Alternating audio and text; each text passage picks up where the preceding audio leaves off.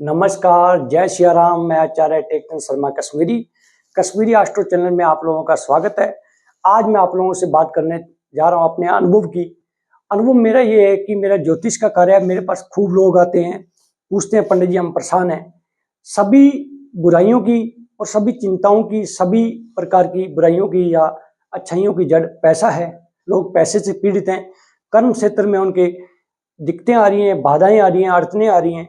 तो सभी मैं दर्शकों से ये बताना चाहूंगा कि धन को कैसे प्राप्त करें, धन की आप पे या धन की देवी लक्ष्मी की आप पे कैसे कृपा हो।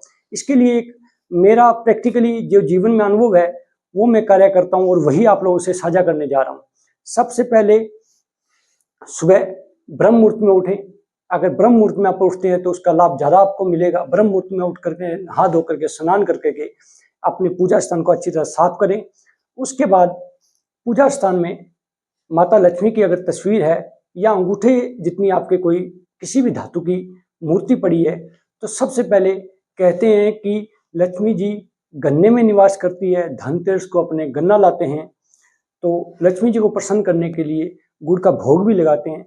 तो मैं क्या करता हूँ, जिस प्रकार मैं विधि अपना रखी है मैंने, उस प्रकार से आपको भी गाइड कर रहा हूँ जितना मुझे अनुभव है। सबसे पहले लक्ष्मी जी को एक सामने विराजमान करें। एक कटोरी में सादा जल लें, दूसरी कटोरी में गुड़ का घोल, यानी कि सादा जल लेंगे उसमें थोड़ा गुड़ घोल लेंगे तो वो गुड़ का घोल बन जाएगा, यानी कि गन्ने का रस। और तीसरी कटोरी में आप गंगा जल ले सकते हैं। तीन कटोरी में आपके पास, एक कटोरी में आपके पास सादा जल, दूसरी में गुड़ का घोल और तीसरी में गंगा जल हो गया।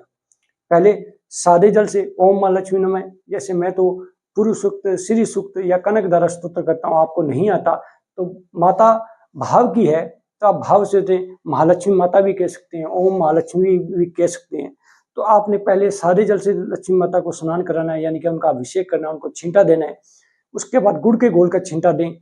तीसरे नंबर पे गंगा जल का छींटा दें और 3 पानी से स्नान कराने के बाद साफ कपड़े से उनको पोंछें। साफ कपड़े से पोंछने के बाद उनको पूजा स्थान में विराजमान करें और सबसे पहले उनको मोली का धागा वस्त्र के रूप में समर्पित करें। वस्त्र पहनाने के बाद उनको इत्र लगाएं, चंदन, रोली या अन्य केसर वगैरह का आप तिलक कर सकते हैं। तिलक करने के बाद उनको दीपक दिखाएं। दीपक दिखा के जम्बे गौरी या जो भी आपकी मातेश्वरी की आरती आप करना चाहिए आरती करें।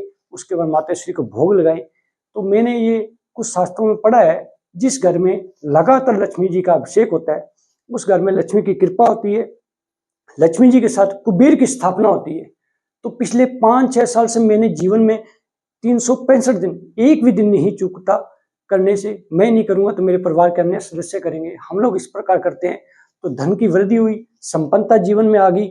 आप लोगों के जीवन में भी धन की कमी नहीं रहेगी, संपन्नता आ जाएगी और आप लोगों को लाभ मिलेगा।